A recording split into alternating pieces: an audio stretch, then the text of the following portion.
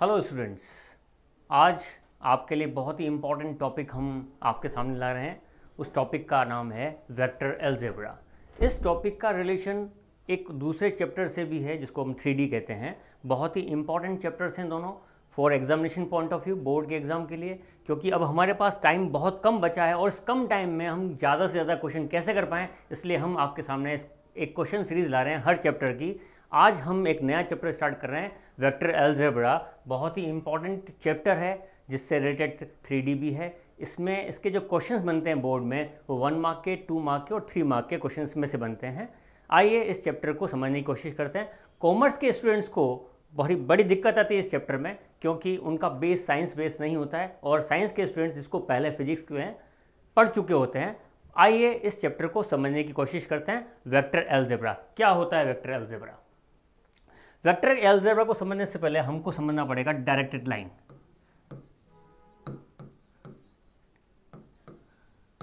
Directed line directed line क्या होती है? एक लाइन हमने बनाई जो दोनों तरफ से एंडलेस है और उसमें एक डायरेक्शन दे रखा है, इसको हम कहते हैं डायरेक्टेड लाइन। डायरेक्टेड लाइन को हम ऐसे भी डिफाइन कर सकते हैं, देखिए आप, ये डायरेक्टेड लाइन एंडलेस जा रही है पर एक डायरेक्शन में जा रही है। हम एक और लाइन बना सकते हैं ऐसे, जिसमें डायरेक्शन इस तरह से दे रखा है, एंडलेस मूवमेंट है दोनों तरफ से इसका, और सबसे इंपॉर्टेंट पार्ट है कि इसमें डायरेक्शन गिवन है। अब मैं इस डायरेक्टेड लाइन में इसके सेगमेंट्स क्रिएट कर देता हूं। अब ये सेगमेंट क्रिएट करने पर हमारे पास ये पोर्शन जनरेट होता है जिसको हमने कह दिया एक सेगमेंट। ये सेगमेंट क्या कहलाएगा? ये इसका वेक्टर कहलाएगा। This is called the vector. अब इस वेक्टर में ये इनिशियल होता है पॉइंट और इसको कहते हैं टर्मिनल पॉइंट। इस बात को आप समझ रहे होंगे जो मैंने आपको समझाया। डायरेक्टेड लाइन का मतलब होता है एक ही डायरेक्शन में जो लाइंस दे रखी होती है उसको डायरेक्टेड लाइन कहते हैं, और उसको अलग अलग पोर्शन में अलग अलग सेगमेंट डिवाइड कर देते हैं, तो वो सेगमेंट कहलाएगा वेक्टर। वास्तव में वेक्टर होता क्या है? वेक्टर इज अ क्वांटिटी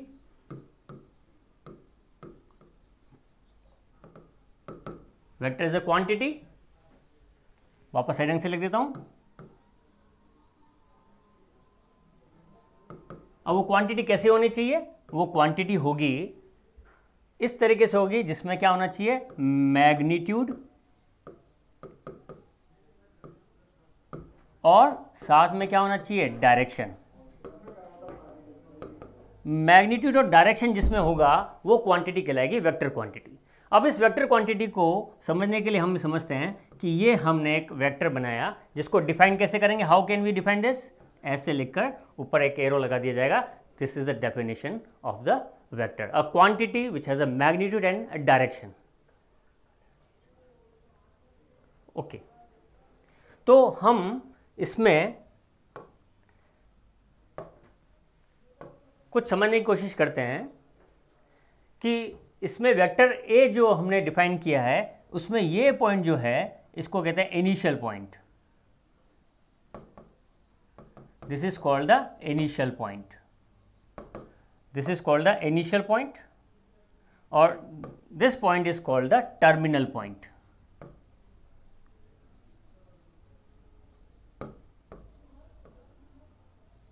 और यहां से यहां तक ये इसका मैग्नीट्यूड होगा।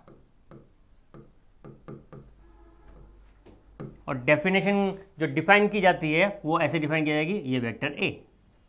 अगर मैं कोई वेक्टर दूसरा बना रहा हूं ऐसे, इसको मैं कह दूंगा vector B. This is the initial point and this is terminal point.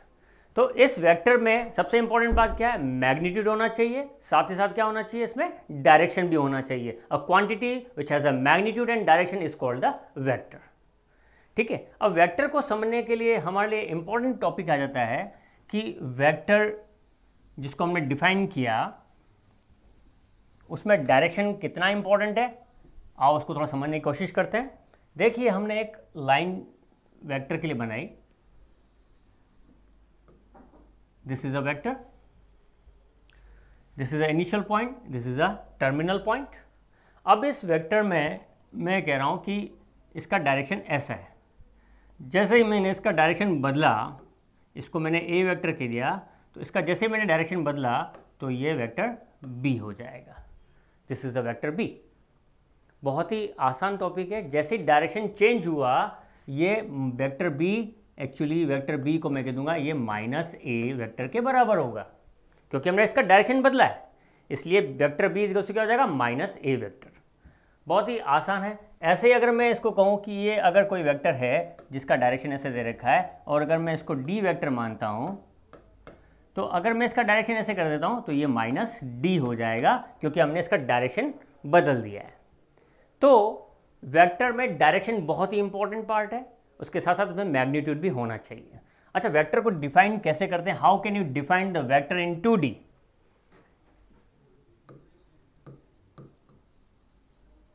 Vector in 2D, 2D में कैसे डिफाइन करते हैं वेक्टर को, समझेंगे हम। This is the X axis and this is the Y axis. हम ये मान लेते हैं कि इस वेक्टर की पोजीशन OP ये है, ये x, y है। यहाँ पर एक्स एक्सिस की ओर एक i कैप वेक्टर है। इस i कैप को हम क्या कहेंगे, यूनिट वेक्टर। ध्यान से समझना इस चीज़ को। यूनिट वेक्टर क्या होता है, वो vector whose magnitude is always 1, वो वेक्टर जिसका मैग्नीट्यूड कितना होता है, 1 होता है, इसको हम यूनिट वेक्टर कह देते हैं। ये i है, यहाँ पर एक यूनिट वेक्टर वर्क कर रहा है, उसको अपन कह देंगे j वेक्टर। अब what is i? I is the vector which is a unit vector along with the x axis, and what is the j? J is the unit vector along with the y axis. इसका मतलब ये हुआ कि यहाँ पर I vector work कर रहा है, यहाँ पर j वेक्टर वर्क कर रहा है।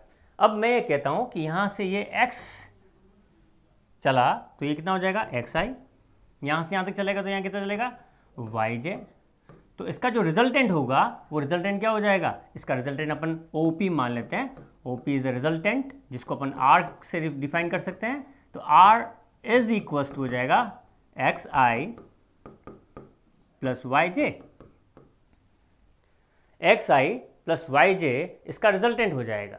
अब ये जो रिजल्टेंट आया R, this is called the vector in 2D। What is the magnitude of R? How can you find the magnitude? We draw a perpendicular from here to here, from here to this is xi, this is y.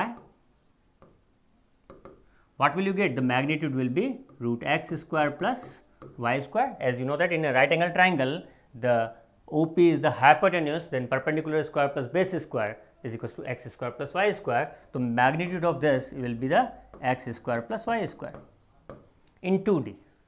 What about in 3D? We will discuss in 3D. देखो, basic समझना बहुत ज़रूरी है, तभी हम इन questions को try कर पाएंगे। अगर हम 3D की बात कर रहे हैं तो 3D में x, y, z इस तरीके से होगा, they are mutually perpendicular with each other.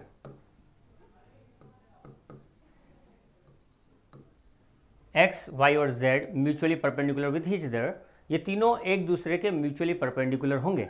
आप अपने कमरे में भी दे सकते हैं, लेंथ, ब्रेथ और हाइट को मेजर कर सकते हैं। उसी टाइप से x, y और z they are mutually perpendicular axis with along with x axis. There is a i unit vector and j vector along with the y and k is a unit vector along with the z axis. अब मैं ये कहता हूँ कि यहाँ से यहाँ पर एक वेक्टर जनरेट किया हमने OP, this is called the position vector. यहाँ पर इसकी पोजीशन x, y, z को रिप्रेजेंट कर रही है। इसको अगर मैं समझूंगा तो एक क्यूबॉइड बना देता हूँ मैं इसका, उससे आपको इजीली समझ में आएगा।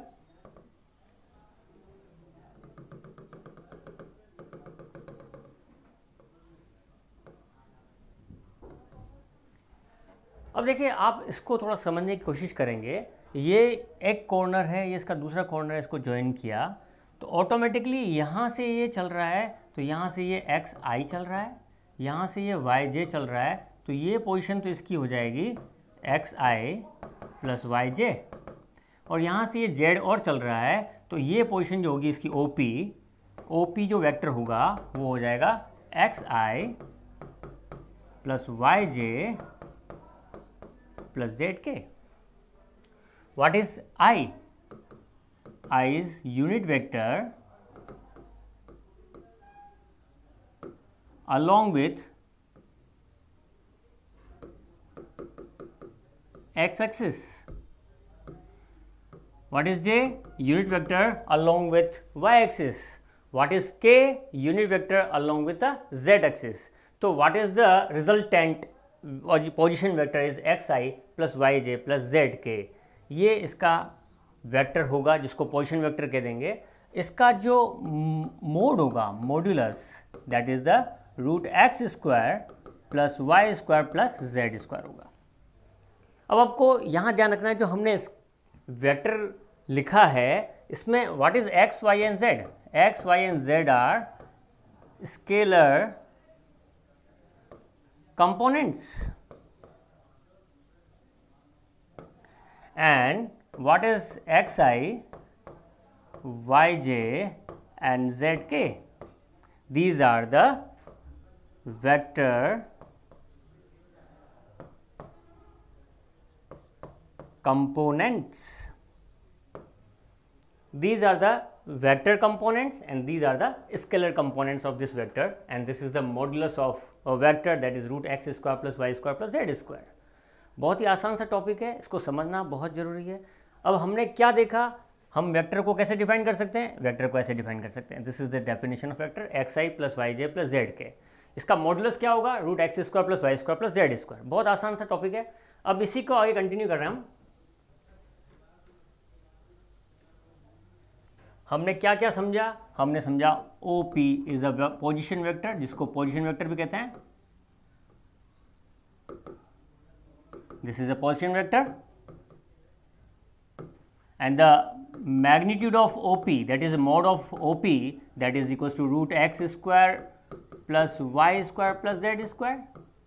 Now here OP is xi plus yj plus zk, and x, y, z are the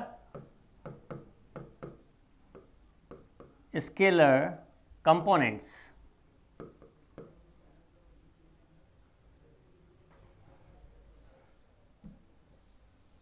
Scalar components. These components are called the direction ratios.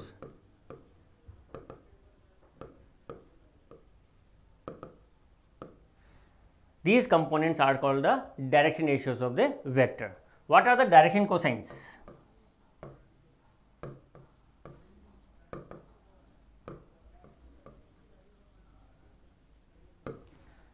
Let this is OP is a vector, it makes an angle with the x axis, that is alpha, and it makes angle with the y axis, that is beta, and the OP made with the angle with the z axis, that is gamma. ठीक है. तो direction cosines में कोज alpha क्या होगा, what is cause alpha. अगर हम कोज alpha को जज करते हैं तो हमको यहाँ से यहाँ तक लाइन ज्वाइन करेंगे तो ऑटोमेटिकली हम ये कंसीडर करेंगे, जब इसको 3D ऑब्जेक्ट के फॉर्म में देखेंगे तो यहाँ पर बेसिकली यहाँ पर 90 डिग्री बन रहा है, तो उसके अकॉर्डिंग ये आ जाएगा x अपॉन, क्योंकि यहाँ पे 90 डिग्री बन रहा है तो ये परपेंडिकुलर, यहाँ पर 90 डिग्री बन रहा है तो एंगल का बन रहा है, ये अल्फा बन रहा है तो ये परपेंडिकुलर हो जाएगा, ये हाइपोटेन्यूस हो जाएगा और बेस हो जाएगा, तो x अपॉन r हो जाएगा कोज अल्फा. इसको हम ऐसे भी ले सकते हैं, कोज अल्फा को हम L से रिप्रेजेंट करते हैं, L इज इक्वल टू क्या हो जाएगा, x upon r. What is r? r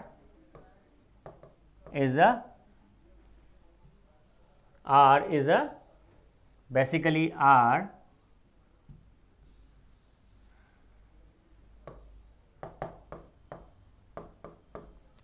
is the magnitude of vector r. Okay, तो L को डिफाइन कैसे करेंगे, L हो जाएगा x upon root x square plus Y square plus Z square.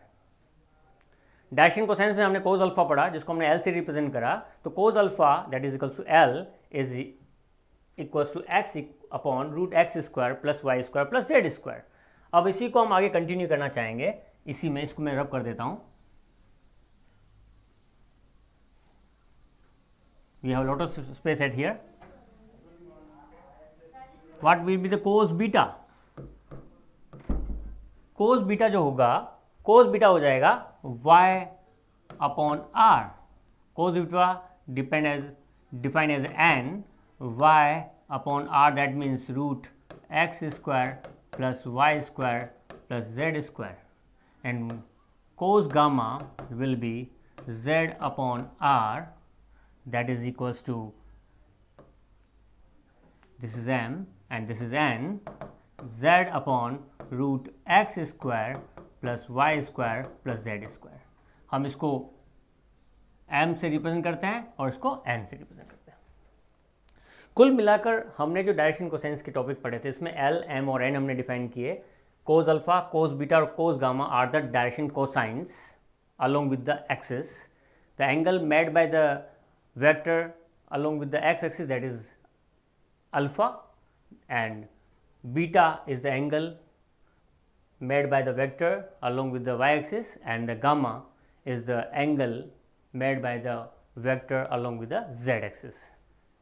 तो बहुत ही इम्पॉर्टेंट सिंपल तरीके से इसको हमने समझने की कोशिश की कि वेक्टर क्या होता है, वेक्टर के डायरेक्शन कोसाइंस क्या होता है,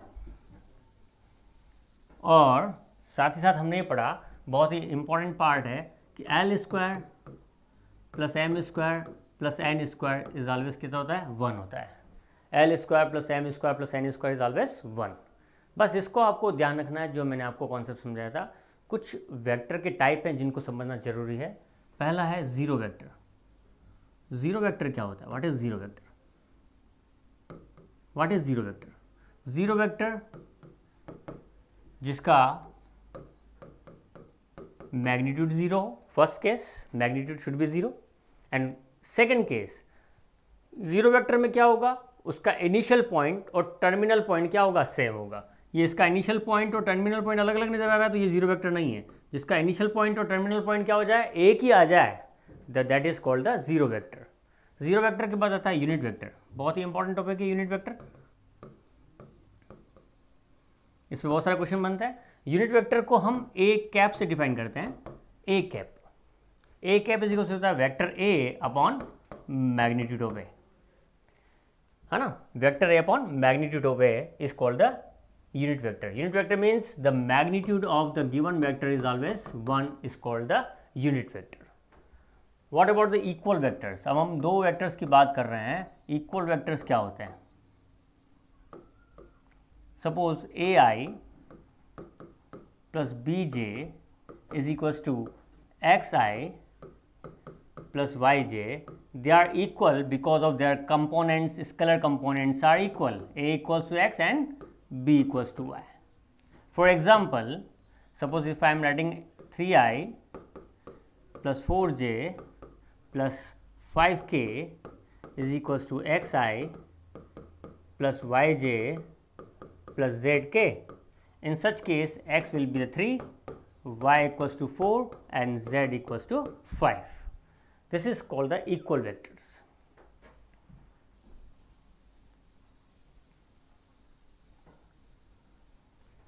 Now, co-initial vectors. Co-initial vectors क्या होते हैं, एक वेक्टर ये A है और दूसरा वेक्टर ये मान लेते हैं B. इन दोनों का इनिशियल पॉइंट क्या है, सेम है. इन दोनों का इनिशियल पॉइंट सेम है तो इनको अपन कहेंगे को इनिशियल वेक्टर्स. अगला आता है कोलिनियर. कोलिनियर वेक्टर क्या होता है, what do you mean by the collinear vectors. Collinear vectors when the two vectors are parallel with each other, और we can say this is a vector and this is a b vector, are called the collinear. Here a vector and b vector are called the collinear. What is the condition of collinearity of vectors? A vector is equals to lambda b. वापस समझे, a vector is equals to lambda b. It's a very important property for the collinear vectors. These are the very important topics we will discuss later in the questions.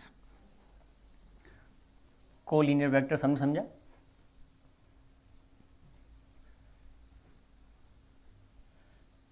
अब एक important topic आता है vector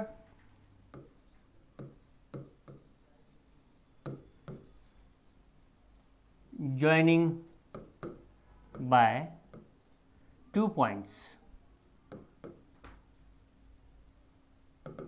Suppose point A is defined as x1, y1 and z1, and B the point is x2, y2 and z2. Therefore, the vector AB should be x2 minus x1, इसमें से इसको minus करना है I, plus y2 minus y1 j, plus z2 minus z1 k. A B vector हमने ऐसे find किया. अगर आपको कहा जाए कि बी ए वेक्टर क्या होगा, what will be the b a, in such case b a means a में से बी को माइनस करना पड़ेगा. x1 minus x2 i plus y2 minus y1 minus y2 j plus z1 minus z2 k. बहुत ही आसान है. What are the scalar components of a b? x2 minus x1, y2 minus y1 and z2 minus z1 are the scalar components of vector AB. It's very simple, vector joining by the 2 points. अब आगे हम एक topic और ले रहे हैं जिसको समझना बहुत ज़रूरी है, सेक्शन फॉर्मूला. और सेक्शन फॉर्मूला को समझने के बाद हम इसको समझ पाएंगे सेक्शन फॉर्मूला क्या होगा. सेक्शन फॉर्मूला, सेक्शन फॉर्मूला इसमें जो होगा,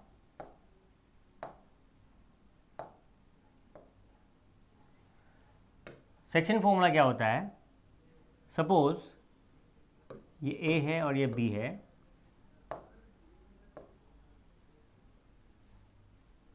ठीक है, और यहाँ पे कोई पॉइंट आर है, इसको डिफाइन कर रहा है ये रेशियो m/n में, है ना. यहाँ पोजीशन वेक्टर ये ए वेक्टर वर्क कर रहा है और यहाँ पे position vector B vector work कर रहा है. तो उस केस में ये ओ आर वेक्टर जो होगा वो डिफाइन होगा M B vector minus N A vector plus upon M plus N. ये प्लस लगाया, इसका मतलब ये इंटरनली डिवाइड हो रहा है, इंटरनली डिवीजन हो रहा है. आर अंदर की तरफ है पॉइंट. अगर पॉइंट बाहर की तरफ हो, पॉइंट यहाँ हो, उस केस में ओ आर डिफाइंड होगा M B vector minus N A vector upon M minus N. ये पॉइंट होगा एक्सटर्नली डिवीजन का, एक्सटर्नल डिवीजन का वेक्टर का. बहुत ही इजी टॉपिक है, थोड़ा सा समझना जरूरी है. ये टॉपिक्स जो मैंने आपको बताया बेसिक कॉन्सेप्ट्स इस चैप्टर के, जो बहुत ही इंपॉर्टेंट है. इससे रिलेटेड हम कुछ क्वेश्चंस ट्राई करेंगे. आओ हम कुछ क्वेश्चंस ट्राई करते हैं, उसके बाद हम इसको और अच्छा समझ पाएंगे. Find the vector in the direction of a vector A i minus 2j whose magnitude is 7. Find the vector in the direction of a vector that is i minus 2j whose magnitude is 7. अगर मुझे कोई vector find करना है जिसका magnitude 7 है और उसके दूसरे वेक्टर के डायरेक्शन में फाइंड करना हो, तो उसका सबसे इम्पॉर्टेंट पार्ट जो है हमको उसमें ध्यान रखना पड़ेगा. क्या ध्यान रखना पड़ेगा? सबसे पहले इस ए वेक्टर का जो i माइनस 2j दे रखा है, इसका हमें यूनिट वेक्टर निकालना पड़ेगा. That is unit vector is a cap, is a vector upon magnitude of A. A cap vector A क्या होगा? i minus 2j. इस मैग्नीट्यूड क्या हो जाएगा? i माइनस 2j में यहाँ 1 आ रहा है तो 1 का स्क्वायर 1 प्लस 2 का माइनस 2 का square that is equals to 4. 2 का स्क्वायर 4.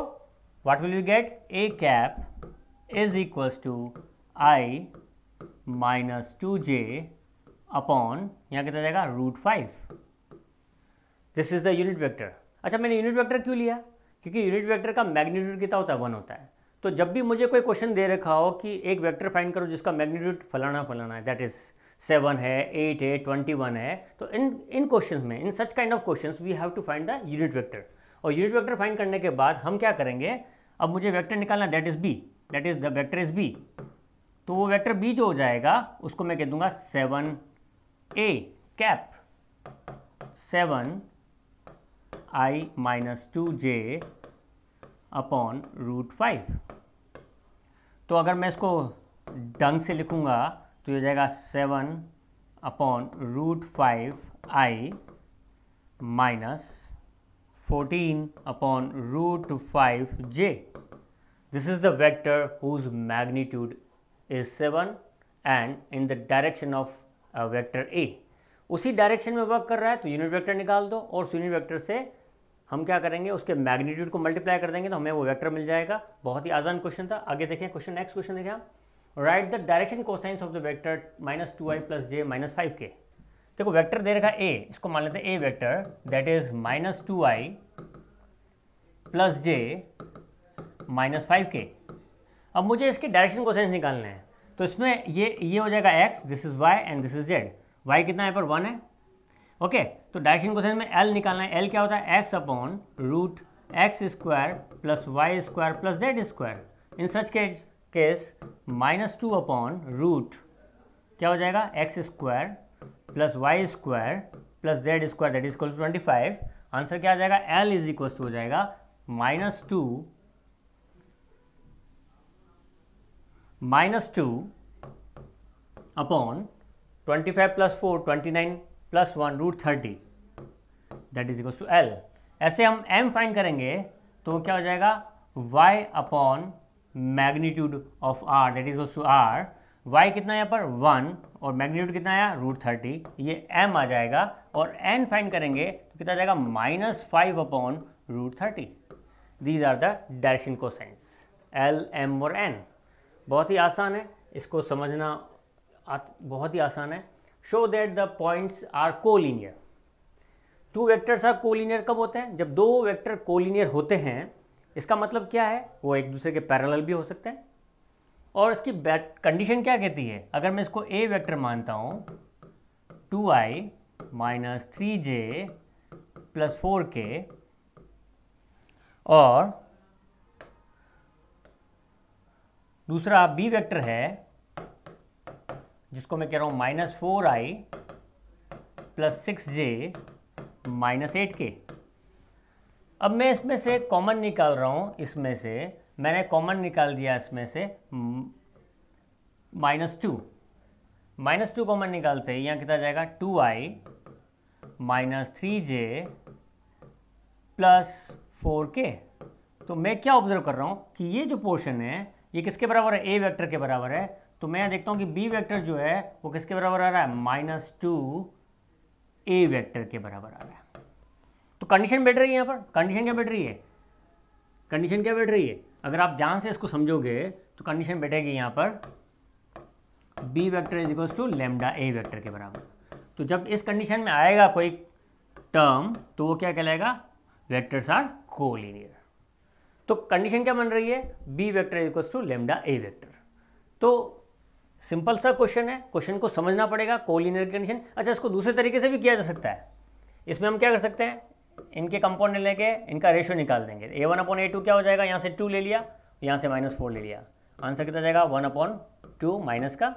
और ऐसे अपन b1/b2 ले लेंगे, -3/6, वो भी कितना जाएगा -1/2 आ जाएगा। ऐसे c1/c2 ले लेंगे, वो भी कितना जाएगा -1/2 आ जाएगा। तीनों का रेशियो प्रपोर्शन में आ रहा है, इक्वल आ रहा है, तो ये कंडीशन भी किसकी होगी, कोलिनियर की कंडीशन होगी। तो ये तरीका भी फॉलो कर सकते हैं। कुछ स्टूडेंट इस तरीके से करते हैं, कुछ स्टूडेंट इसको इस तरीके से करते हैं। बहुत ही आसान है। इसको और आगे चलते हैं, क्वेश्चन सोल्व करते हैं। Find the unit vector in the direction of the given vector. बहुत ही आसान क्वेश्चन है। ए वेक्टर दे देगा, अपन को यूनिट वेक्टर निकालना था। यूनिट वेक्टर क्या होता है, ए कैप। ए कैप क्या होता है, a vector upon magnitude of a. What is a vector, 3i - 2j + 6k upon root, ये हो जाएगा 9 + 4 + 36। 3 का स्क्वायर 9, -2 का स्क्वायर 4, 6 का square 36। As such we get A cap is equal to 3i - 2j + 6k upon, इसको solve करेंगे तो 36 + 4 40 + 49, 49 का कितना हो जाएगा 7। अब इसको और साइड से लिखना हो तो 3/7i - 2/7j + 6/7k is will be the unit vector of the given vector. Unit vector का मतलब क्या, जिसका मैग्नीट्यूड क्या आना चाहिए, 1 आना चाहिए। अब इसका मैग्नीट्यूड निकाल के देखो 1 आ जाएगा।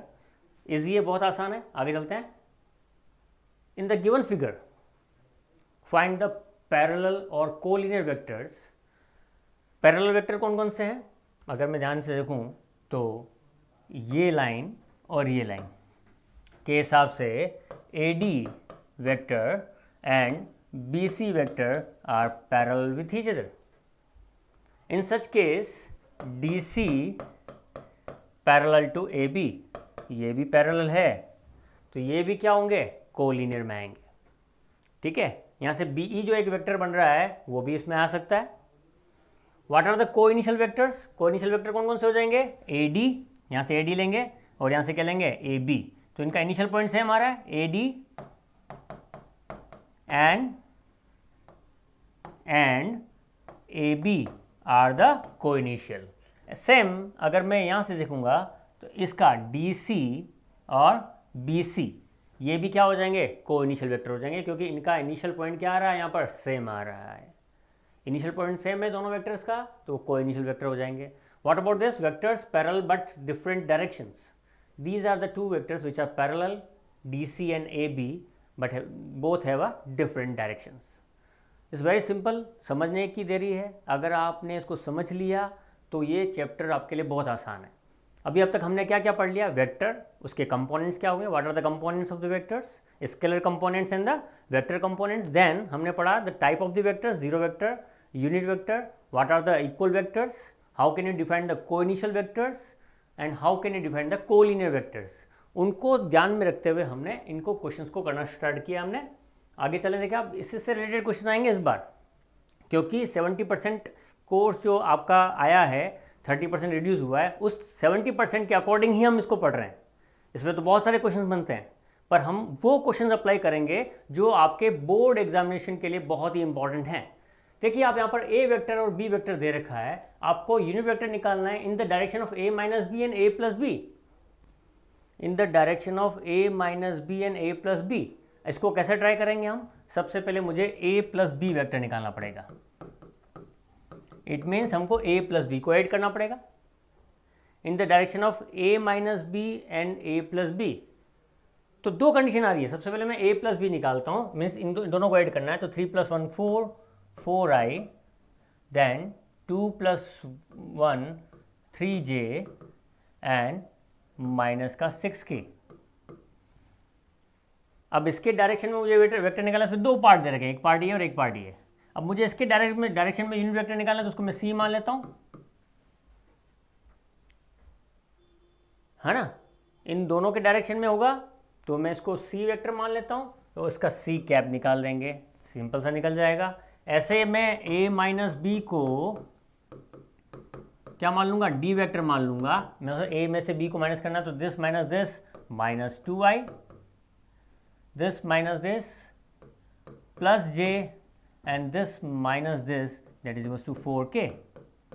इस केस में D कैप फाइंड कर लेंगे, D vector upon magnitude of D से हम आसानी से यूनिट वेक्टर फाइंड कर सकते हैं। ये आप क्वेश्चन आसानी से कर सकते हो। आगे चलते हैं, सेम क्वेश्चन था इसलिए मैं इस पर ज़्यादा ध्यान नहीं दिया।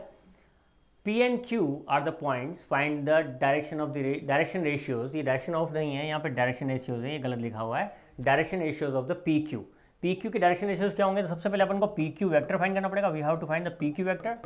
PQ मीन्स Q में से P को माइनस करना है, you have to minus from Q to P। 4 minus 1 that is equals to 3i, 1 minus 5 minus 4j, minus 2 minus 4 minus 6k। एक वापस देखें, 4 minus 1 3, 1 minus 5 minus 4 minus 2 minus 4 that equals to minus 6k। What are the direction ratios? 3, minus 4, minus 6 are the DRs of the given vector. ये इसके DRs हो जाएंगे, 3, minus 4, minus 6। अगला question देखें इसका, for what value of P given vector is a unit vector. देखो vector क्या दे रखा है हमारे पास, vector I plus J plus K, ये वेक्टर दे रखा है और साथ में ये P इससे मल्टीप्लाई हो रहा है। अब ये p की कौन सी वैल्यू के लिए ये यूनिट वेक्टर होगा, तो हम क्या करते हैं कि ये इसको a वेक्टर मान लेते हैं। हम इस a वेक्टर का मैग्नीट्यूड निकालते हो, कितना आना चाहिए, 1 आना चाहिए, तभी तो यूनिट वेक्टर होगा। What is the definition of unit vector? Unit vector whose magnitude is 1। Suppose this vector is a, then the magnitude of a should be 1. So इसका मैग्नीट्यूड निकालेंगे तो क्या आ जाएगा, 1 plus 1 plus 1 p square, that will be √3 p is equals to 1, दे रखा है 1, then p will be 1 upon √3। p की value कितनी हो जाएगी, 1 अपॉन √3 हो जाएगी। और 1 अपॉन √3 p आएगा, उस केस में इस वेक्टर का मैग्नीट्यूड कितना आएगा, 1 आएगा, और वो यूनिट वेक्टर होगा। p की 1 वैल्यू क्या आ जाएगी, 1 अपॉन √3 आ जाएगी। अगला क्वेश्चन लेते हैं। If a vector is equals to xi plus 2j plus zk and b vector दे रखा है और a और b दोनों इक्वल हैं, तो हमको पता है कि ये और ये इक्वल होगा, तो x इक्वल्स टू कितना आ जाएगा 3, y यहाँ से लेंगे तो y इक्वल्स टू कितना आ जाएगा -2, क्योंकि यहाँ माइनस y है, इसका खास ध्यान रखना है। और z यहाँ पर जो आएगा, यहाँ पर 1 है और यहाँ पर कितना z है, तो z कितना जाएगा, 1 आ जाएगा। पर हमें फाइंड क्या करना है, बहुत से स्टूडेंट बहुत जल्दबाजी करते हैं, क्वेश्चन को ध्यान से नहीं पढ़ते। हमें फाइंड करना है x plus y plus z, then x plus y plus z will be 3 minus 2 plus 1। Add करें इसको, 3 plus 1 4, 4 minus 2 that is equals to 2। This is the answer. Question बहुत ही आसान है, आपको क्वेश्चन को समझना है और उसको सॉल्व करना है। ऐसे क्वेश्चंस 1 मार्क के और 2 मार्क के क्वेश्चंस बनते हैं। ये 1 मार्क का क्वेश्चन है जिसमें x plus y plus z की वैल्यू पूछी गई है। अब इस क्वेश्चन में देखिए आप, if the unit vector a makes an angle π/3 with i and π/4 with j। देखिए आप इसको ऐसे समझते हैं, मान लीजिए this is the unit vector, ये यहाँ पर π/3 एंगल बना रहा है, ये इसके साथ π/4 एंगल बना रहा है और इसके साथ ये थीटा एंगल बना रहा है। तो that means these are the direction cosines. Therefore cos π/3, what is the value of cos π/3? That is to cos 60, 3 6 या 18। cos 60 की वैल्यू कितनी होती है, 1/2। Then cos π/4 that is equals to 1/√2 and cos theta we have to find. अच्छा, direction cosine का concept क्या होता है? कॉन्सेप्ट ये कहता है कि cos square alpha plus cos square beta plus cos square gamma is equal to कितना होता है, 1। उसके हिसाब से अपन क्या करेंगे, 1/2 का स्क्वायर प्लस 1/√2 का स्क्वायर प्लस यहाँ पर इसको x मान लेते हैं, x का स्क्वायर इक्वल टू कितना हो जाएगा, 1 हो जाएगा। इसको यहाँ सोल्व कर देता हूँ, यहाँ पर स्पेस है हमारे पास, 1/2 का square that is equal to 1/4 plus 1/√2 का square is 1/2 plus x square equals to 1, then x square will be 1 minus क्या हो जाएगा, 1/4 प्लस 1/2 3/4 माइनस हो जाएगा x square equals to 1/4, x equals to कितना आ जाएगा 1/2। तो x यहाँ पर 1/2 आ जाएगा, इसका मतलब cos theta will B 1/2, that implies theta कितना आ जाएगा, π/3। एक्यूट एंगल पूछा है, ध्यान रखना, एक्यूट एंगल पूछा है। अगर एक्यूट एंगल नहीं दे रखा होता तो हम इसकी वैल्यू दूसरी भी बना सकते थे, क्योंकि cos theta is equals to half, वैसे आप पढ़ चुके हो 11th क्लास में कि cos theta equals to half पर बहुत सारी वैल्यूज़ पर ये हाफ हो सकता है π/3 के अलावा भी। ठीक है, तो इस क्वेश्चन को ऐसे ट्राई करेंगे। हम नेक्स्ट क्वेश्चन की तरफ चल रहे हैं। ये जो क्वेश्चन दे रखा है, P and Q are the 2 points with the position vectors 3a minus 2b and a plus b respectively. Write the position vector of point R which divides the line segment PQ in the ratio 2:1. देखिए अब इसमें ये चीज़ बहुत important है कि ये externally divide हो रहा है, तो इसका मतलब ये हुआ कि यहाँ से ये R पॉइंट कहीं बाहर है। उस केस में हम इसको यूं कह सकते हैं कि ये a प्लस बी हो गया, ये क्या हो जाएगा, दूसरा क्या है 3a माइनस 2b, इसको 3a माइनस 2b कर लेते हैं।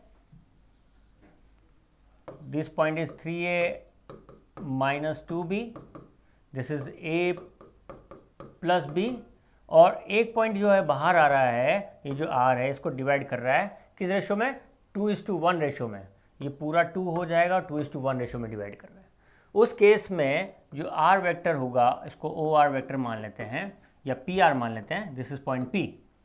तो ये पी आर वेक्टर जो होगा वो हो जाएगा ये एम, और इसको अपन एन मान लेते हैं। तो फॉर्मूला क्या कहता है? एम ए वेक्टर, तो इसको ए की तरफ ले लेते हैं, ये हो जाएगा a plus b minus n 3a minus 2b upon m minus n. अब मैं इसको सॉल्व कर रहा हूँ, देखिए आप m की जगह 2 रख देते हैं, 2a plus b minus 1 3a minus 2b upon 2 minus 1। Therefore p r vector, r point पे जो वेक्टर होगा कैसे डिफाइंड होगा? माइनस नहीं है ये, पी आर वेक्टर कैसे डिफाइंड होगा? तो ये क्या हो जाएगा? 2a plus 2b minus 3a plus 2b, इसको सॉल्व करेंगे तो 3 माइनस 2 तो माइनस a प्लस 4b, इसके हिसाब से चलेगा वो, माइनस a प्लस 4b आ जाएगा। इसको इस तरह से सॉल्व कर लेंगे। तो ये क्वेश्चन हम पहले भी हम कर चुके हैं। ये टॉपिक अपने आप में बहुत इंपॉर्टेंट है। आप इस क्वेश्चन को ट्राई करिए, 2 मिनट आपको टाइम दे रहा हूँ इस बात के लिए, प्लीज़ आप इसको ट्राई करिए क्विक। हेलो स्टूडेंट्स, कल हमने वेक्टर अलजेब्रा से रिलेटेड कुछ क्वेश्चंस पढ़े थे, जो बेसिक कॉन्सेप्ट था, जिसमें हमने यूनिट वेक्टर, कोलिनियर वेक्टर्स, को इनिशियल वेक्टर्स के बारे में पढ़ा था और इससे रिलेटेड इंपॉर्टेंट क्वेश्चंस को डिस्कस किया था। आज हम कुछ बेसिक कॉन्सेप्ट्स और हम पढ़ेंगे और उसके बाद हम आगे और क्वेश्चंस कंटिन्यू करेंगे। सबसे पहले आता है addition, addition of vectors.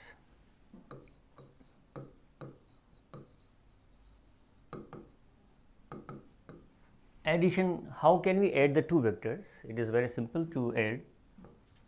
This is the A vector, इसका टर्मिनल पॉइंट और इनिशियल पॉइंट यहाँ होगा, टर्मिनल पॉइंट यहाँ होगा। इस टर्मिनल पॉइंट से दूसरे वेक्टर का इनिशियल पॉइंट स्टार्ट होगा और उसका टर्मिनल पॉइंट यहाँ होगा, दिस इज B वेक्टर। और यहाँ से एक वेक्टर और आएगा जो उसका रिजल्टेंट होगा, दैट इज C। तो C जो होगा that is A plus B vector. This is called the triangle's law.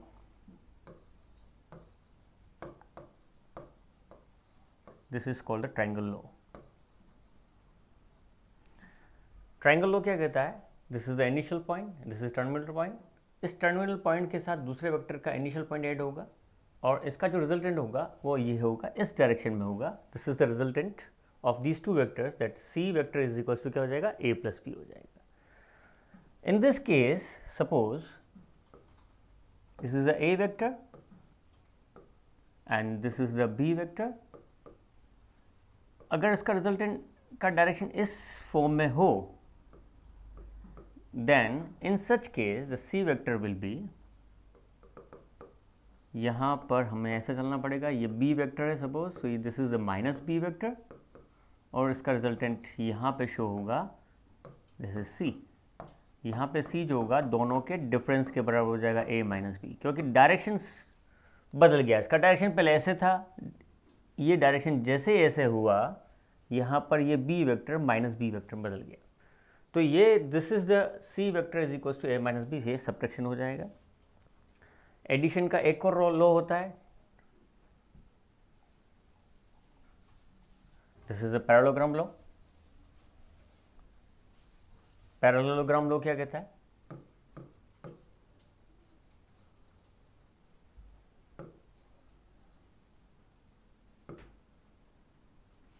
In parallelogram law, this is A and this is B, this will be the resultant.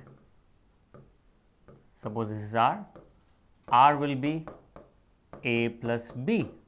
In such case, this is A vector, then the parallel to this is also A and this parallel to this is also B.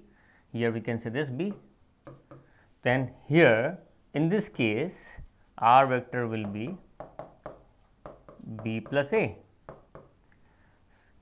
In both case what we get that A vector plus B vector is equals to B vector plus A vector.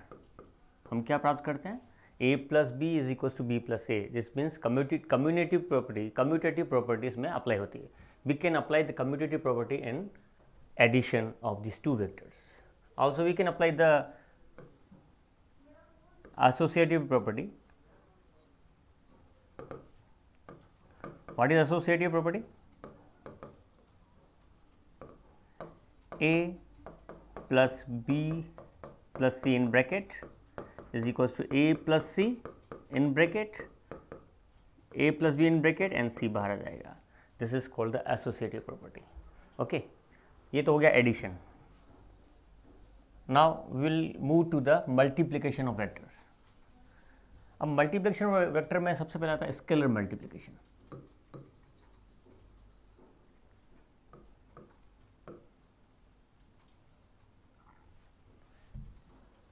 Scalar multiplication.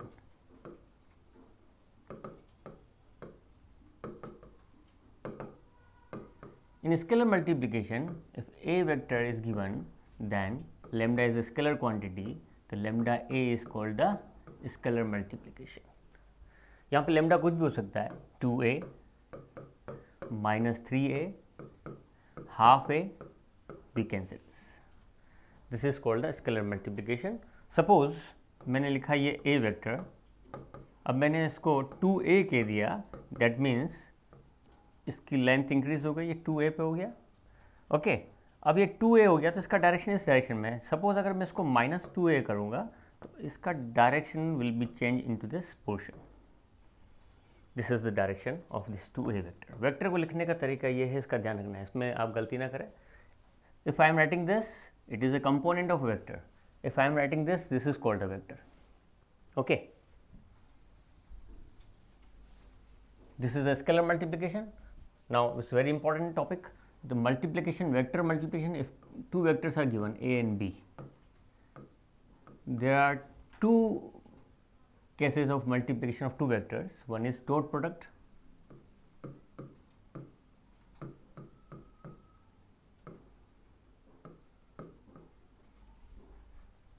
And second is cross product.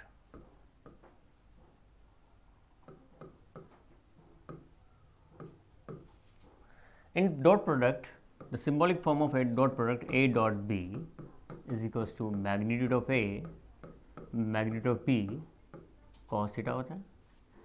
We can see from this figure, ये A vector और ये B vector, यहाँ पर इस direction में theta चल रहा है, तो ये डॉट प्रोडक्ट कैसे होगा.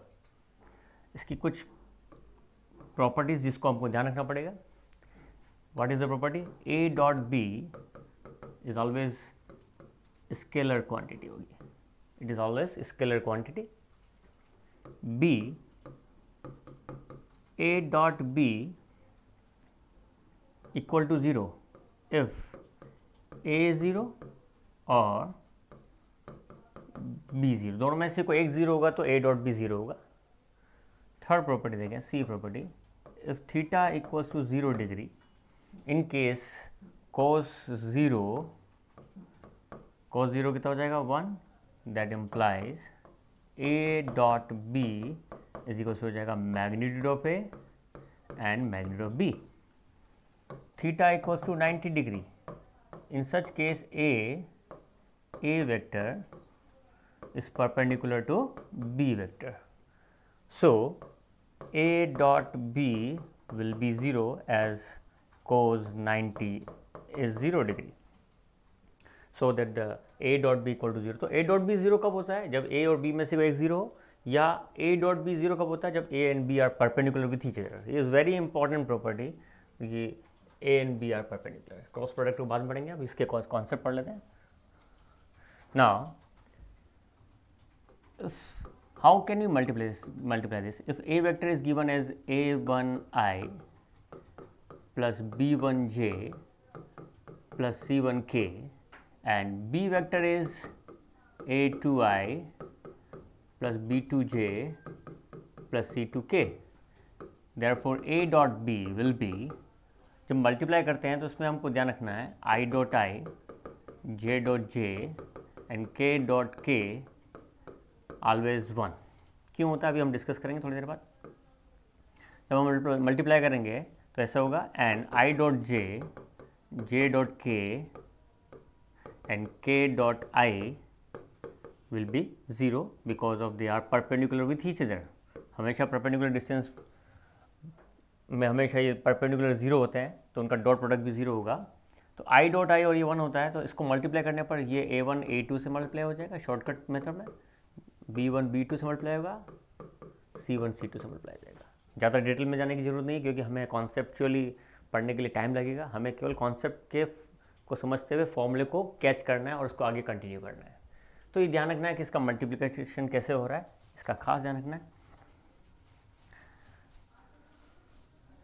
ओके अब एक्चुअली मैं कह रहा हूँ कि a dot b magnitude of a equals to magnitude of b होता है, in which case when theta equal to 0 degree.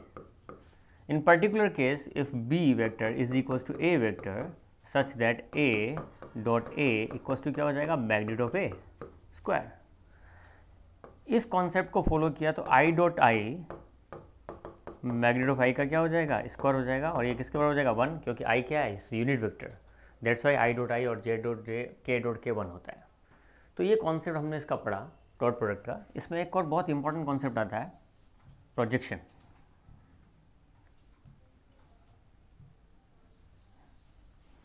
Projection of vector क्या होता है, what is projection of vector and what is how can you find the theta between the two vectors. How can you find the theta, that formula is cos theta is equals to a dot b upon magnitude of a and magnitude of b. To find the cos theta, this is the formula. We can find the theta between the two vectors. And now this is very important. Projection of a vector on b. ये b vector है, इस पे इस a vector का projection that is theta के form में आ रहा है। ये a वेक्टर का प्रोजेक्शन आ रहा है। हम इसको प्रोजेक्शन को समझने की कोशिश करेंगे। तो प्रोजेक्शन क्या हो जाएगा a vector dot b cap, that means a vector dot b vector upon magnitude of b। This is the formula, है ना। तो प्रोजेक्शन कैसे फाइंड करते हैं, this is the very important part. ये बहुत ही इंपॉर्टेंट पार्ट है। इसको हमने समझा डॉट प्रोडक्ट को, अब हम समझते हैं क्रॉस प्रोडक्ट को। We will discuss the cross product, then we will continue the questions which I have completed. Some question we have completed yesterday. Okay, the cross product.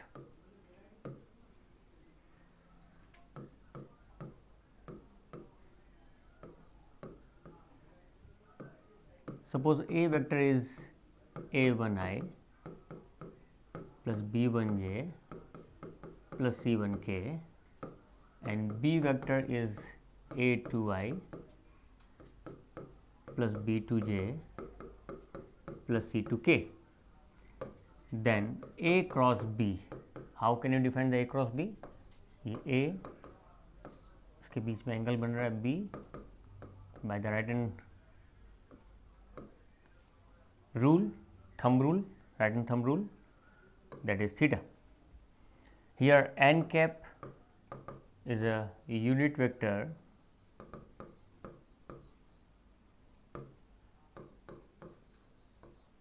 perpendicular to the given vectors.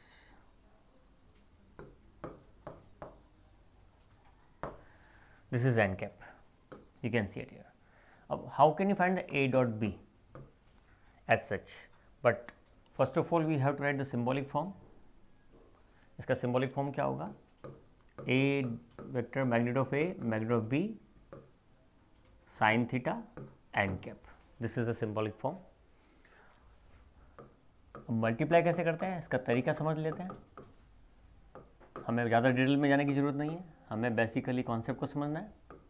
आई जे के लिखा, A1 B1 C1, A2 B2 और C2 लिख देंगे। जब हम इसको multiply करेंगे तो क्या आ जाएगा, ये रो और कॉलम, डिटरमिनेंट कैसे सॉल्व करते हैं उससे सॉल्व कर लेंगे।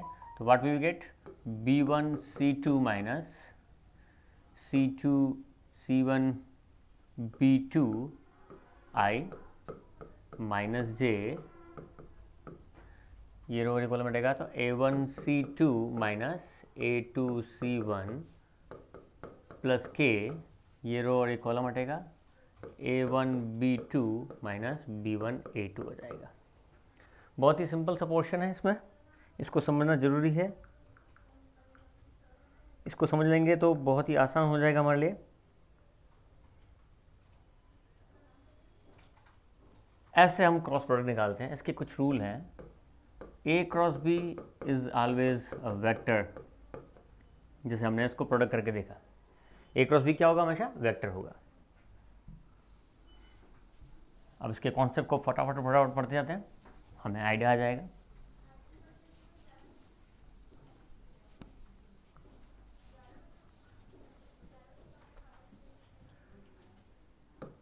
If theta is 0 degree, in case A vector and B vector are parallel, उस केस में A और B पैरेलल होगा, साइन 0 0 हो जाएगा,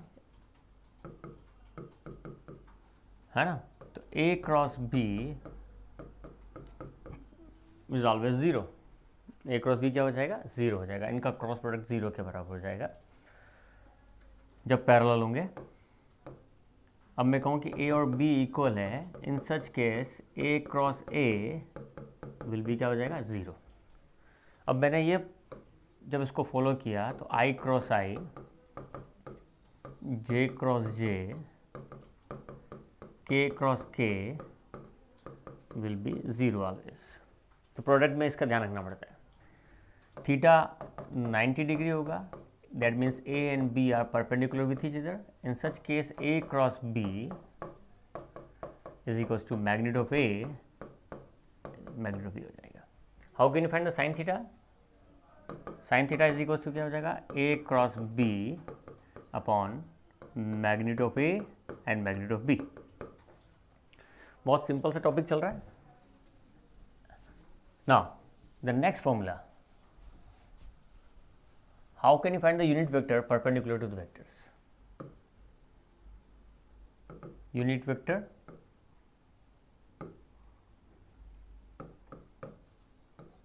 perpendicular to the vectors, that is n cap is equals to A cross B upon magnitude of A cross B. This is the formula to find the unit vector perpendicular to the vector. Okay. Now we will start the questions. First question is, find the angle between the vectors A and B. These are the two vectors, you have to find the angle. The formula is cos theta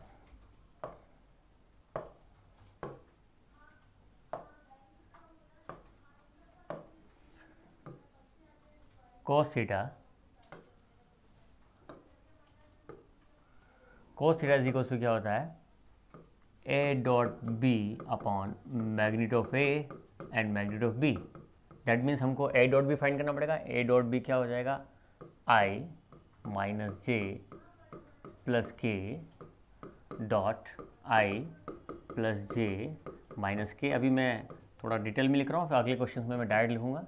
magnitude of B, this means इसका magnitude निकालना है। इसका magnitude क्या हो जाएगा, 1 plus 1 plus 1। इसका magnitude क्या हो जाएगा, 1 प्लस 1 प्लस 1, 1 का स्क्वायर प्लस 1 का स्क्वायर प्लस 1 का square. What will you get, cos theta will be, इसको मल्टीप्लाई करेंगे i dot by 1 minus 1 and minus 1 upon what will you get, root 3 into root 3। Here 1 minus 2 upon नीचे कितना जाएगा, 3 आ जाएगा। Cos theta is equals to minus 1 upon 3। ये negative आ रहा है तो उसको मॉड में ले सकते हैं। दैट इम्प्लाइज अगर एक्यूट एंगल है थीटा तो इस केस में जो थीटा होगा वो हो जाएगा कोज इनवर्स 1 अपॉन 3। ओके, मोड में लेंगे, इसको पॉजिटिव बनाना पड़ेगा, एक्यूट एंगल बनेगा इसके बीच में। तो how can you find the theta? It's very simple. Next question है क्या? For what value of lambda the vectors a and b are perpendicular with each other when the two vectors are perpendicular, that implies a dot b 0 हो जाएगा. a dot b 0 हो जाएगा तो a1 upon a2 plus b1 upon b2 plus c1 into c2 equal to 0. वापस समझेंगे. a1 a2 plus b1 b2 plus c1 c2 equal to 0 का. These are the components of these vectors. Okay, this is a direct formula we can learn easily. How can you find the dot product of this? This multiplied by this, you will get 2 into 1 plus b1 is lambda and b2 is minus 2. You can add it here. c1 is 1 and c2 is 3 is equals to 0. So 2 minus 2 lambda plus 3 equal to 0. 5 minus 2 lambda is equals to 0. तो 2 lambda equals to 5. lambda equals to क्या हो जाएगा? 5 upon 2. Okay, this is the answer. Very simple, बहुत ही आसान है. For what value of lambda? क्योंकि a और b परपेंडिकुलर है तो उनका डॉट प्रोडक्ट क्या होना चाहिए? 0 होना चाहिए. बस ये याद रखना आपको. नेक्स्ट क्वेश्चन देखिए आप. If the vector in the direction of this and b दे रखा है और a डॉट b दे रखा है तो सीधा cos थीटा फाइंड करना. देखिए इसमें सीधा इजी क्वेश्चन है. a डॉट b इज 3, ये √3 दे रखा है और ये कितना दे रखा है? 2. इसको सॉल्व करेंगे, ये से कैंसिल होगा, ये कितना जाएगा? √3. तो cos theta will be √3/2. Theta will be cos inverse √3/2. cos inverse √3/2 that means theta will be π/6 is the answer. cos theta √3/2 कब होता है? π/6 पर. बहुत इंपॉर्टेंट है, ध्यान रखना आपको. Find the projection of a on b. Projection of A on B. Projection of A on B is equals to A dot B cap. A vector dot B vector upon magnitude of B. Okay. A क्या है यहाँ पर? What is A? Is not written it here, but A dot B given है directly, इसलिए tension वाली बात नहीं है. और B वेक्टर दे रखा है, उसका मैग्नीट्यूड निकालना हमको. कितना हो जाएगा? 4 plus 36 plus 9 that means 8 upon 49 √49 that is equals to 8 upon 7. देखो इस क्वेश्चन में इन्होंने कंफ्यूज कर दिया, बी दिया ही नहीं और ए का प्रोजेक्शन निकालना है बी पर और हमको ए वेक्टर दे ही नहीं रखा है और ए डॉट बी हमने लिखा. तो हमें दिमाग लगाना है कि ए डॉट बी यहाँ पे डायरेक्ट दे रखा है. This is a dot b. Okay, direct दे रखा है तो we need not to use this a vector in this question. Okay, question number 22 क्या है? Find the value of p if the cross product of these two vector is 0 vector. तो cross product के लिए क्या लेंगे? i, j और k ऐसे लेना है हमको. मैंने समझाया था. डिटरमिनेंट फॉलो करना है. 2, 6, 27, 1, 3 and p equal to 0 vector. इसको मल्टीप्लाई करेंगे. हमको केवल p चाहिए तो सब सॉल्व करने की जरूरत नहीं है. अगर मैं इसको ध्यान समझूंगा तो मैं डायरेक्ट देखूंगा. इसको फास्ट करने का तरीका क्या है? 6p minus 27 into 3 that is equals to i is equals to 0. 0 vector चल रहा है तो 0i प्लस 0j और 0k के बराबर होगा. तो ये इक्वल वेक्टर्स के फॉर्म में होंगे तो ये आ जाएगा. p इक्वल्स हो जाएगा 27 इंटू 3 अपॉन 6. तो 3 to 6 p की वैल्यू हो जाएगी 27/2. ओनली p फाइंड करना है इसलिए इजीली हमने फाइंड कर लिया इसको. Find the p. If the p is a unit vector find x. अच्छा, p is a unit vector that means the magnitude of p is 1. सबसे पहले ध्यान रखना हमको इस क्वेश्चन में. बहुत ही आसान है. अब इसका डॉट प्रोडक्ट निकालना मुझे. तो ये क्या हो जाएगा? x dot x minus p dot p is equals to 80. अब x डॉट x क्या हो जाएगा? मोड ऑफ x का स्क्वायर. फॉर्मूला है ये. मोड ऑफ p का square that is equals to 80. Mode of x का square that is -1 equals to 80 is given at here. You can see it here. Mode of x is equals to 81. That implies mode of x square is 81. Mode of x will be √81 that is equals to 9. अब मैंने यहाँ plus minus इसलिए नहीं कहा कि mode निकालना. Modulus हमेशा positive होगा, नेगेटिव नहीं होता है. The distance should be always in positive. Distance कभी भी नेगेटिव नहीं होती. ये ध्यान रखना आपको. बहुत ही आसान से टॉपिक है. आगे चलते हैं हम. Write the projection of vector i minus j on i plus j. तो सपोज ये i minus j that is a vector and i plus j is b vector. तो ए का प्रोजेक्शन बी पे निकलना है तो ये फॉर्मूला लग जाएगा a dot b upon magnitude of b आ जाएगा। That means i minus j dot product, ध्यान समझेंगे, dot product i plus j upon magnitude of b आ जाएगा। That means root 1 + 1। Here i dot i 1 हो जाएगा, 1 - 1 upon root 2 that is equal to 0। यहाँ projection 0 हो गया ए का बी पर। ओके, नेक्स्ट देखिए, find the lambda when the projection of a on b is 4 unit. It means मेरे को क्या दे रखा है, projection of a on b is 4। मैंने सीधा फॉर्मूला लगा बी कैप लगा दिया। ए यहाँ पर दे रखा है lambda I plus j plus 4k, dot product ले लिया किसका, 2i plus 6j plus 3k। नीचे क्या जाएगा, रूट 4 प्लस 36 प्लस 9, 49 7 आ जाएगा। यहाँ कितना आ जाएगा 4, डॉट प्रोडक्ट निकालेंगे तो 2 लेमडा, ये इससे मल्टीप्लाई होगा प्लस 6 और ये इससे मल्टीप्लाई हो जाएगा 4 दैट 12 इज इक्वल्स टू 4 × 7, ये 7 आ जाएगा यहाँ पर। तो 6 प्लस 12 दैट इक्वल्स टू 18, 28। तो 2 lambda is equals to 28 - 18। Simple सा कैलकुलेशन है, 9 10 का सिंपल सा कैलकुलेशन है, इसको सॉल्व करना है। इसको सॉल्व करेंगे कितना जाएगा, 20 लेमडा विल बी 10। मैं थोड़ा सा फास्ट कर रहा हूँ कैलकुलेशन, आपको ये कैलकुलेशन स्पीडली करनी पड़ेगी जब एग्ज़ाम आएगा आपके सामने। एग्ज़ाम में जो क्वेश्चन सॉल्व करने हैं उसमें इस बात का खास ध्यान रखना है। अच्छा, मैंने एक बात आपको समझाई नहीं जो ध्यान रखनी है, आई और जे के और के लिखा होता है, ये साइक्लिक ऑर्डर में क्रॉस प्रोडक्ट होते हैं। तो इसमें एक बात ध्यान रखना पड़ता है कि आई क्रॉस जे इज ऑलवेज के, जे cross k is always I and के क्रॉस आई इज ऑलवेज जे। पर इसका रिवर्स कर देंगे, साइक्लिक ऑर्डर को रिवर्स कर देंगे, मैं कहूँ कि j cross i is equals to minus k हो जाएगा और k cross j is equals to minus i हो जाएगा and i cross k is equals to minus j हो जाएगा। सिमिलरली ए क्रॉस बी, ध्यान रखिएगा आप, इज इक्वल्स क्या होता है, माइनस बी क्रॉस है, ये भी आपको ध्यान रखना है। ठीक है, इसी क्वेश्चन को करने के लिए हमें ध्यान रखना पड़ेगा कि आई क्रॉस जे क्या होता है। What is I cross J, that is के डॉट के plus I dot J is 0, ये हमेशा 0 होता है। तो के क्रॉस के क्या होता है, 1 1 + 0 that is equals to 1। Simple सा क्वेश्चन है, 1 मार्क का क्वेश्चन, बहुत सिंपल सा क्वेश्चन है। ओके, हम क्वेश्चंस को आगे कंटिन्यू कर रहे हैं। क्वेश्चन नंबर 24 देखें आप, एरिया ऑफ पैरेललोग्राम फाइंड करना है। If you want to find the area of parallelogram, this is a parallelogram and these are the two adjacent sides A and B, then area of parallelogram is equals to this. Here we suppose that A is equals to 2i and B equals to 3j.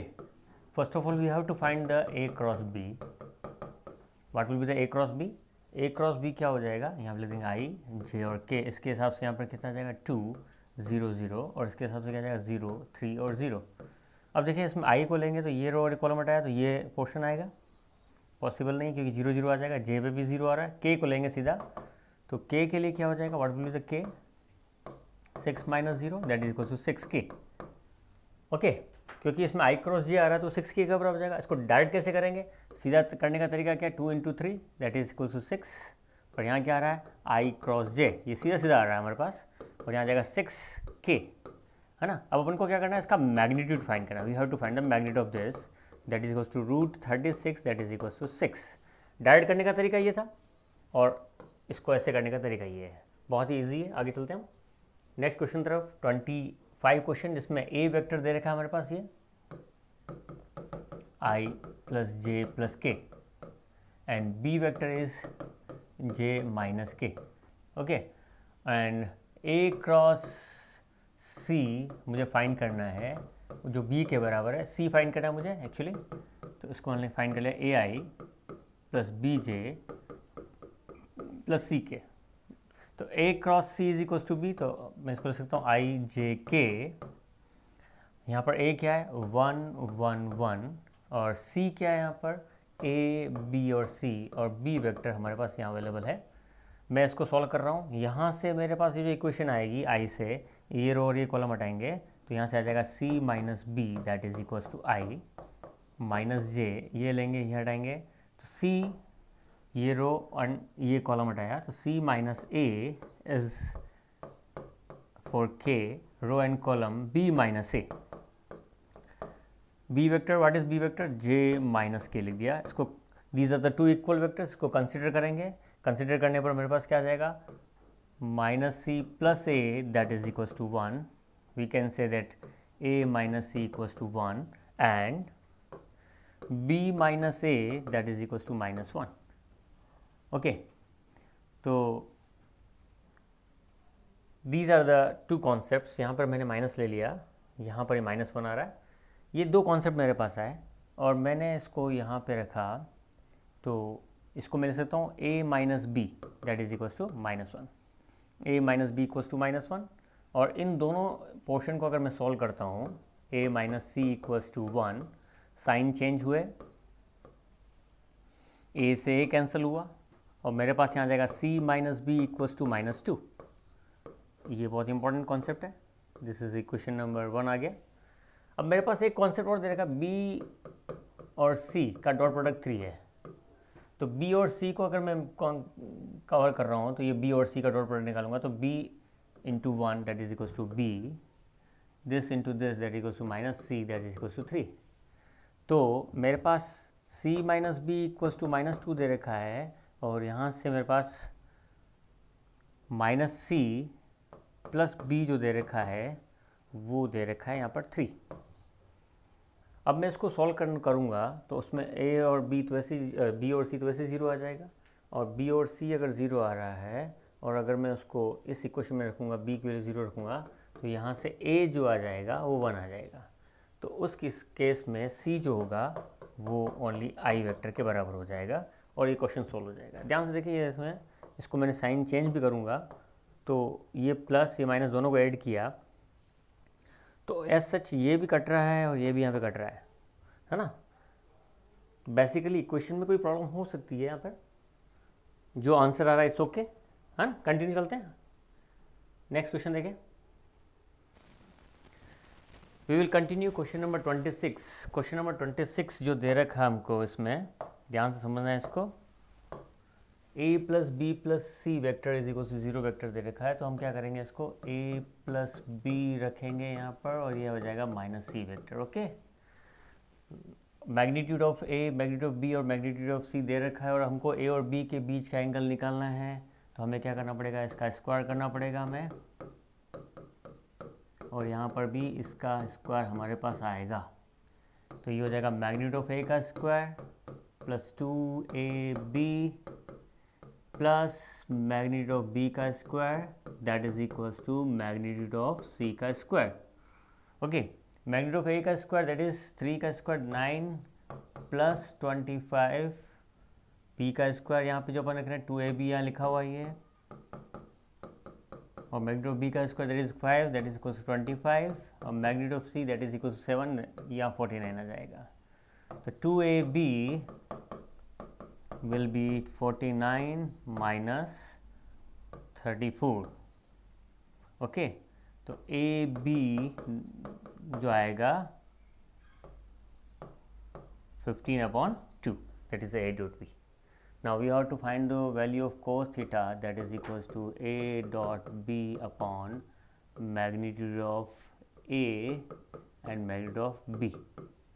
Okay, what is the value of a dot b? That is equals to 15/2 upon that is equals to 3 into 5. As such we can say cos theta will be 1/2.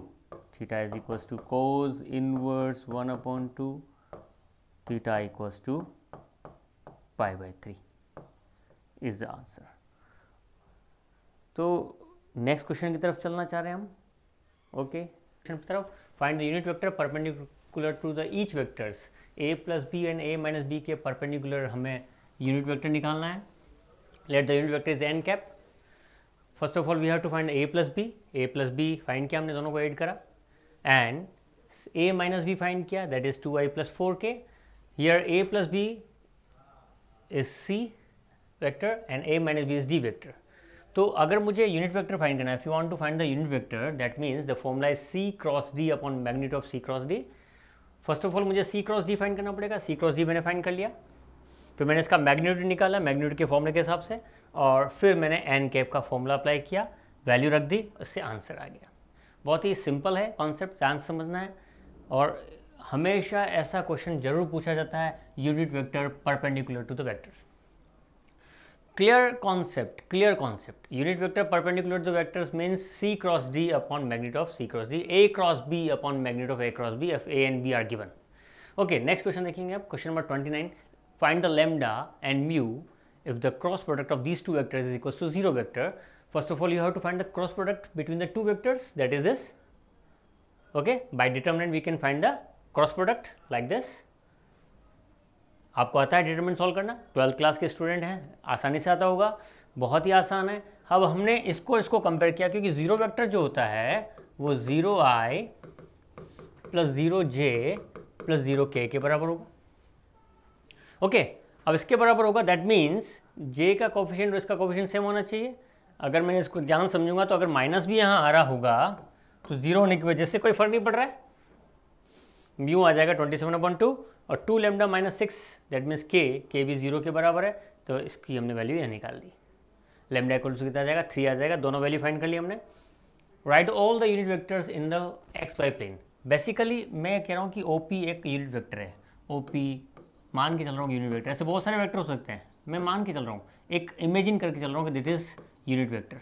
Okay, OP unit vector है तो are vector मान लिया इसको मैंने, जिसमें इसका magnitude क्या होना चाहिए, 1 होना चाहिए. ये सब हमको फाइंड करना है.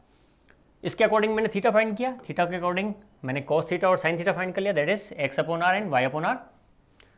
Okay, now r vector is equals to r cos theta i plus r sine theta j हो जाएगा. Here magnitude of r is equals to 1, so the cos theta i plus sine theta j ये आ जाएगा. इसका अगर आप magnitude भी निकालोगे तो आपको क्या मिलेगा, यहाँ पे 1 मिलेगा. इसका मतलब एक यूनिट सर्कल होना चाहिए ये. This is a unit circle basically, जिसकी रेडियस 1 होनी चाहिए. ओके, तो इसके यूनिट वेक्टर्स के फॉर्म में cos theta i plus sine theta j की फॉर्म में ही आएगा. The 3 vectors a b c are satisfying the condition a plus b plus c is equals to 0 vector, and you have to find this quantity when the magnitude of A, magnitude of B and magnitude of C is given. is very simple question. दोनों का a plus b plus c का square कर देंगे तो यहाँ पे भी 0 का स्क्वायर हो जाएगा, 0 वेक्टर का स्क्वायर मैग्नीट्यूड ऑफ स्क्वायर हो जाएगा, that is equal to 0. a plus b plus c का होल स्क्वायर 9th क्लास में हम पढ़ चुके हैं, आइडेंटिटी है a square plus b square plus c square plus 2ab plus 2bc plus 2ca. तो उस आइडेंटिटी को फॉलो किया. अच्छा, a dot a magnitude of a का स्क्वायर के बराबर होता है. वैल्यूज पुट करी हमने, वैल्यूज पुट करने के बाद हमारे पास ये वैल्यू आई और इसके अकॉर्डिंगली हमने ये वैल्यू फाइंड कर ली. क्वेश्चंस बहुत आसान है, थोड़ा समझना पड़ेगा हमें. नेक्स्ट देखें आप कि